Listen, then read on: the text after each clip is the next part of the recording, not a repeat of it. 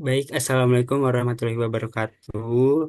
Kami dari kelompok 6 akan mempresentasikan hasil diskusi kami dan wawancara terkait analisis UMKM dengan yang tempatnya yaitu di Rumah Makan Cahyo Minang. Kami dari Fakultas Ekonomi dan Bisnis UPN Veteran Jakarta dengan program studi manajemen. Oke, berikut dosen pengampu dari mata kuliah pengantar manajemen dan bisnis yaitu Dr. Alfati S. Manggabarani, SE, MSI. Lalu berikut ini dokumentasi ketika kami sedang melaksanakan ujian akhir semester pada beberapa waktu yang lalu. Lalu berikut ini daftar materi dan pembagian tugas dari masing-masing anggota. Selanjutnya kita akan masuk ke penjelasan terkait bab satu yaitu pendahuluan. Silakan. Ya, di sini yang pertama ada latar belakang, yaitu kuliner adalah salah satu sektor yang bisnis yang memiliki potensi besar. Terutama makanan tradisional yang kaya rasa dan identitas budaya. Salah satu kuliner yang memiliki popularitas tinggi adalah nasi Padang. Dalam konteks ini, Rumah Makan Cahyo Minang sebagai salah satu pelaku usaha kuliner berbasis nasi Padang yang memiliki peluang besar untuk berkembang. Terus yang kedua ada beberapa tantangan bisnis kuliner yang semakin ketat. Tantangan persaingan bisnis kuliner semakin ketat seperti perubahan preferensi konsumen serta perkembangan teknologi dalam pemasaran dan distribusi mengharuskan rumah makan tersebut untuk berinovasi dan mengembangkan strategi bisnis yang adaptif. Pengembangan bisnis ini, bisnis yang adaptif melibatkan beberapa aspek penting seperti peningkatan kualitas produk dan konsistensi cita rasa untuk meningkatkan kualitas keseluruhan produk itu sendiri. Fokus pada penguatan identitas merek, inovasi produk, dan optimalisasi layanan diharapkan dapat mendorong rumah makan tersebut menjadi pelaku usaha nasi Padang yang unggul di pasar lokal. Selanjutnya ya ada tujuan yang pertama ada eh, tujuan dari pengembangan bisnis Cahyo Minang adalah untuk menganalisis potensi pasar dan peluang yang dapat dimanfaatkan oleh bisnis ini dalam memperluas jangkauan pelanggan secara lokal. Selain itu bertujuan untuk merumuskan bagaimana manajemen yang efektif dan inovatif guna meningkatkan daya saing di tengah ketatnya persaingan kuliner. Terus yang kedua adalah fokus lainnya adalah mengeksplorasi langkah-langkah untuk meningkatkan kualitas produk dan layanan pelanggan agar dapat memenuhi kebutuhan dan preferensi konsumen. Di samping aspek teknis ini juga bertujuan menciptakan keunggulan kompetitif dengan memberikan nilai tambah yang khas pada rumah makan Cahyo Minang. Selain itu, bisnis ini tidak hanya menguntungkan secara ekonomi, tapi juga berkontribusi dalam pelestarian warisan kuliner di Indonesia. Terus yang terakhir ada metode penelitian yaitu dengan wawancara. Metode yang digunakan yaitu wawancara dengan kenapa kita memilih ini karena untuk mendapatkan data yang mendalam dan akurat mengenai pengembangan bisnis nasi Padang Cahyo Minang ini. Wawancara dilakukan secara langsung dengan pihak yang relevan, yaitu pemilik usaha rumah makan. Wawancara dengan pemilik dilakukan untuk memahami visi misi dan strategi yang telah diterapkan dalam mengelola bisnis, termasuk tantangan yang dihadapi serta rencana pengembangan di masa mendatang.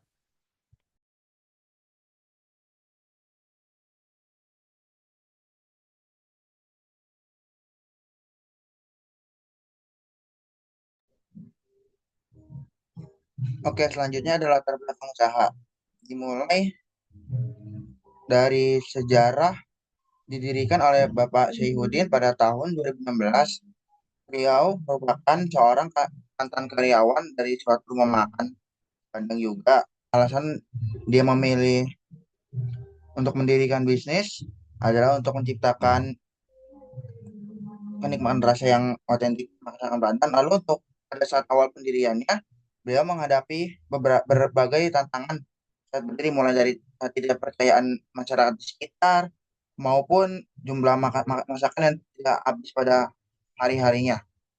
Untuk olahan yang ada di rumah masakan Padang ini ada aneka ikan, sayur, aneka olahan ayam, daging, berbagai sambal khas Padang dan aneka olahan lainnya.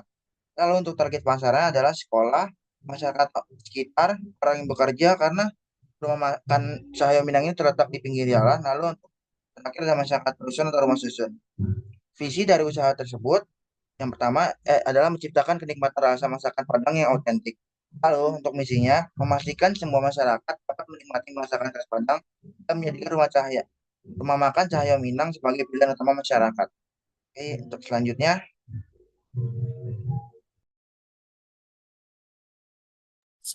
Selanjutnya terkait struktur organisasi. Menurut hasil wawancara yang sudah kami lakukan, terdapat kesimpulan bahwa untuk struktur organisasi yaitu Pak Saifuddin selaku pemilik dan owner dari restoran Cahaya Minang ini. Lalu kemudian Pak Saifuddin memiliki tiga orang karyawan yang salah satu dari kenalan beliau ketika saat masih bekerja di Rumah Makan Padang, yaitu dengan susunan karyawannya yang setara, jadi tidak ada yang lebih tinggi ataupun lebih rendah. Jadi beliau menggunakan struktur organisasi yaitu horizontal seperti itu. Lalu kemudian analisis terkait POSDIK yaitu planning, organizing, lalu juga staffing, directing dan controlling. Itu yang pertama planning. Jadi ketika Pak Saifuddin melaksanakan persiapan untuk menjual masakan Padang di restorannya, sejak pagi beliau sudah mempersiapkan bahan baku serta memasak makanan dari pagi hari. Dan untuk warungnya sendiri dibuka dimulai dari pukul 9 pagi hingga pukul 9 malam. Kemudian menurut struktur organisasinya, seperti yang sudah saya jelaskan, yaitu peran dan tugas yang ada di restoran Pak Saifuddin, yaitu ada yang membeli bahan baku, ada yang memasak makanan, ada yang mencuci alat dan bahan juga, lalu juga ada yang menjadi kasir ataupun melayani konsumen.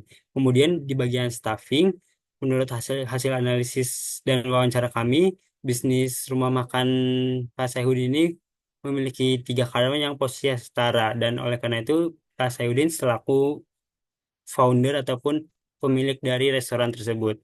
Kemudian bagian directing, jadi Pak Saifuddin itu mengatur beberapa tugas yang sudah disediakan dan membagi kepada karyawannya. Walaupun terkadang beliau tidak secara langsung memberikan tugas secara spesifik, tetapi karyawannya sudah mengerti apa yang perlu dikerjakan oleh tugasnya masing-masing. Kemudian terakhir di controlling. Jadi Pak Sayudin setiap harinya selalu datang ataupun berkunjung ke restorannya sendiri untuk mencoba ataupun mencicipi masakan beliau apakah sesuai dengan standar yang sudah ditentukan, apakah belum gitu terkait bumbunya. Oleh karena itu, beliau selalu mengontrol setiap harinya dari restoran tersebut.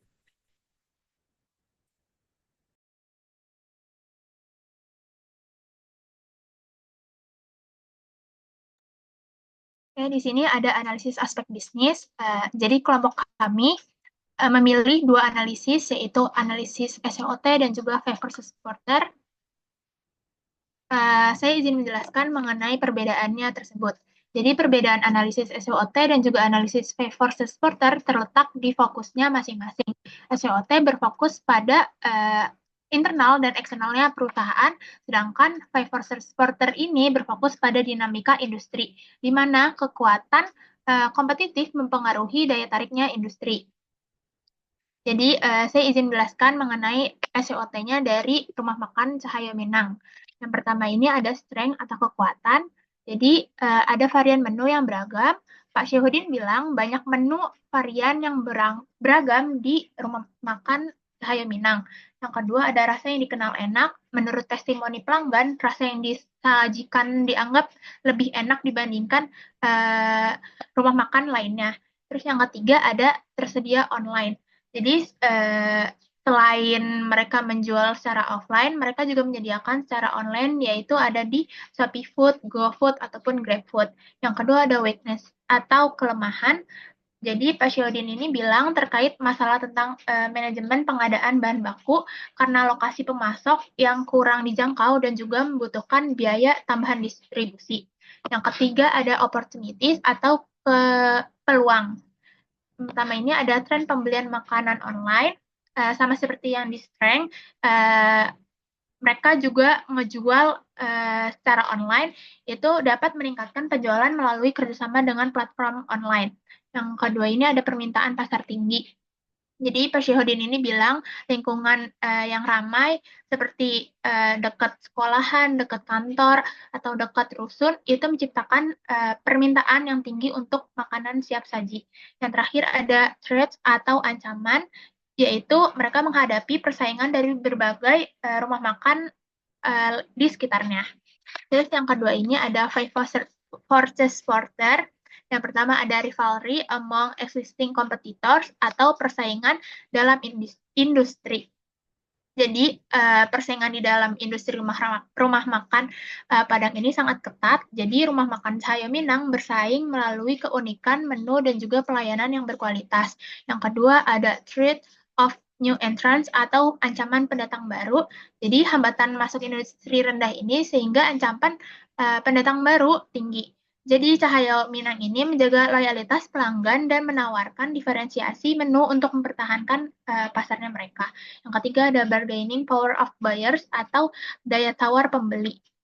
Jadi karena permintaan konsumen yang elastis, sehingga rumah makan Cahaya Minang ini melakukan diversifikasi rasa, harga, dan juga pelayanan untuk menjaga loyalitas pelanggan. Yang keempat ini ada bargaining power of suppliers atau daya tawar pemasok. Jadi, seperti yang kita tahu, kenaikan harga bahan baku ini mempengaruhi pendapatan seseorang. Jadi, rumah makan Cahaya Minang mengurangi risiko itu dengan diversifikasi pemasok. Yang terakhir ada threat of substitute products, yaitu ancaman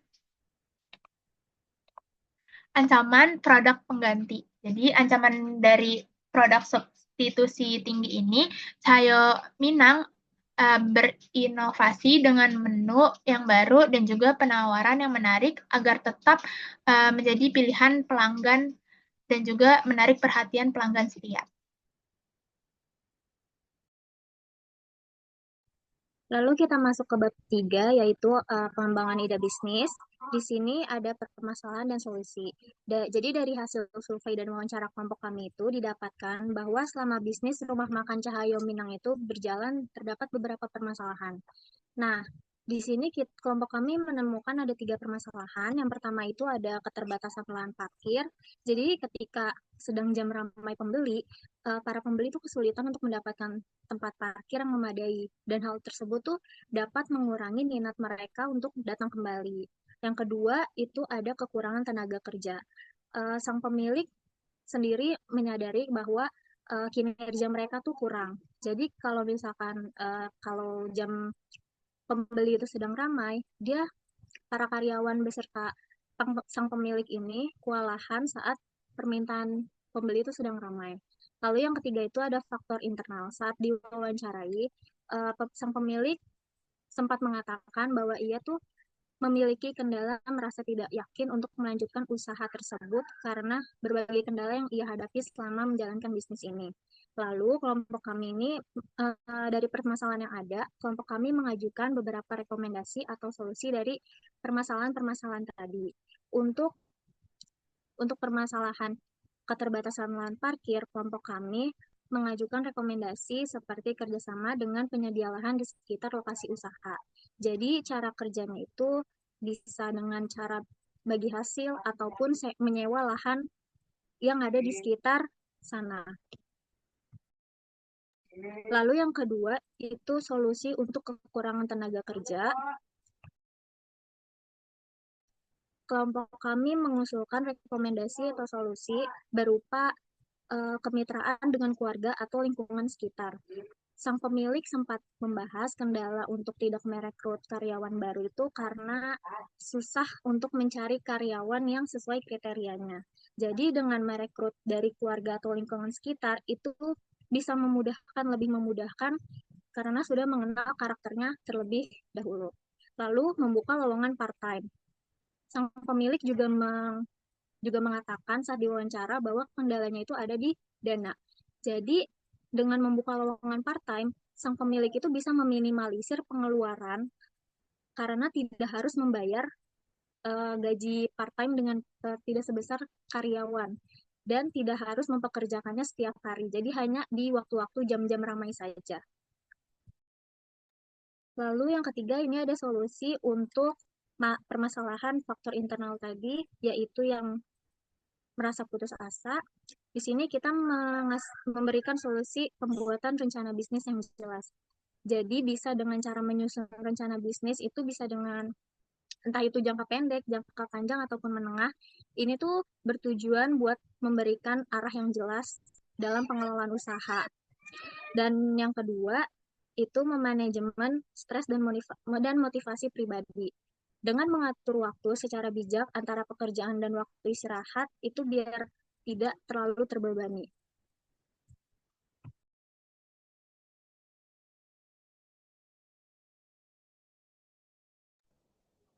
Selanjutnya adalah mengenai ide yang kelompok kami berikan kepada usaha makan tersebut, yaitu yang pertama membuka cabang di lokasi yang strategis, yang kedua membuat akun media sosial khusus rumah makan. Nah, yang pertama ini membuka cabang kecil di lokasi strategis dikarenakan rumah makan yang sekarang ini memiliki lahan parkir yang kecil, namun pelanggan berdatangan secara berbarengan sehingga akan menumpuk di rumah makan tersebut.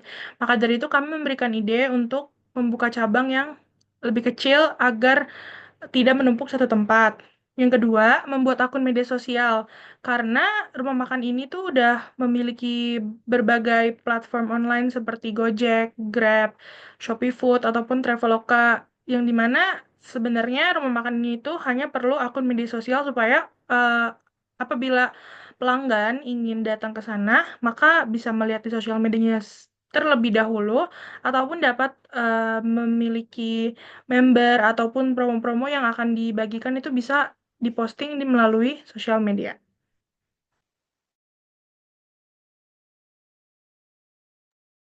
Oke, selanjutnya itu ada strategi. Kelompok kami telah menyusun strategi yang tujuannya adalah untuk meningkatkan kinerja serta daya saing dari rumah makan Cahyo Minang ini. Selain itu, strategi ini juga digunakan untuk mengatasi tantangan-tantangan yang ada dengan memanfaatkan peluang yang tersedia. Yang pertama itu menyiapkan daftar bidang prioritas. Hal ini bertujuan agar dapat dengan mudah menentukan bidang apa yang memerlukan perhatian segera. Yang kedua itu ada menentukan anggaran. Setelah dilakukannya penyiapan daftar bidang prioritas, hal yang selanjutnya itu menentukan anggaran agar dapat mengetahui anggaran-anggaran apa saja yang diperlukan seperti anggaran untuk penyewaan lahan parkir, pengadaan teknologi, dan pelatihan karyawan.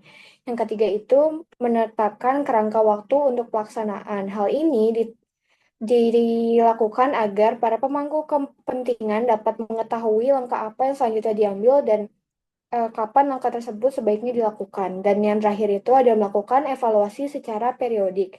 Hal ini dilakukan agar strategi dipantau secara berkala untuk memastikan bahwa strategi yang telah disusun telah tepat dilaksanakan sesuai dengan rencana. Selain itu, proses evaluasi ini dapat dijadikan sebagai bahan untuk mengembangkan usaha dari rumah makan Cahyo Minang ini.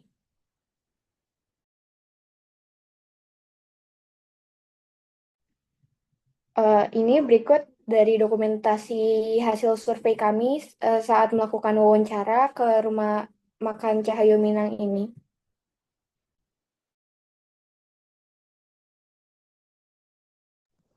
Selanjutnya, yang terakhir adalah bagian kesimpulan. Berdasarkan data yang sudah kami dapatkan, dapat kami simpulkan bahwa cara mengembangkan dan mempertahankan bisnis ini dapat dilakukan dengan cara menerapkan keempat strategi yang sudah kami berikan pada penjelasan sebelumnya.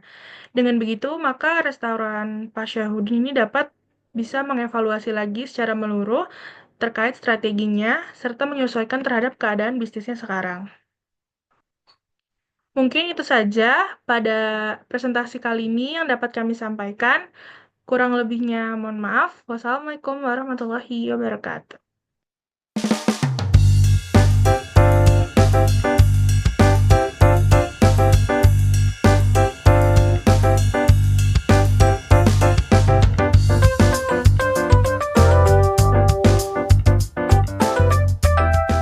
Oke, sebelumnya perkenalkan Pak, saya Ahmad Kiki dan ini teman saya. Jadi, Sebelumnya saya ingin tahu nama Bapak itu siapa? Saihuddin. Dan Bapak Sayudin, kami ingin mewawancarai Pak terkait dengan bisnis Bapak yaitu nasi Padang ini. Mengumpulkan dana secara mandiri, prosesnya kurang lebih 1 tahun buat mendapatkan modal dan akhirnya sudah ada modal baru kita lakukan. Di tahun 2016 bulan 5 produknya adalah banyak, ada macam ikan bakar, gula, kembung bakar, bawal bakar, terus ayam-ayaman, ayam bakar, ayam goreng, ayam gulai, ayam balado, ayam sambal merah ya, terus ikan lele goreng, ada rendang, ada ikan topol gulai, topol goreng, sayur-sayuran, sayur nangka, sayur kikok, sambal merah, sambal hijau, kil, cincang, goreng-gorengan bakwan, tahu tempe, pergedel, kerupuk dan lain-lain. Sasaran utama adalah warga sekitar ya, warga sekitar, terus mengingat di sini juga banyak sekolah, banyak gedung, terus perusahaan-perusahaan, hotel, terus rusun, yaitu sasaran utamanya. Misinya adalah menciptakan nikmatan rasa agar misinya berjalan. Jadi misinya adalah disukai dan dicintai oleh pelanggan. Tadi kan sudah terkait bisnis Bapak, saya pengen tanya terkait teknisnya nih Pak. Jumlah karyawan 3 orang. Jadi bagiannya itu kita semua sama rata. Jadi tidak difokuskan di satu bidang. Jadi semua sama. Semua bisa masak, bisa cuci piring, bisa melayani.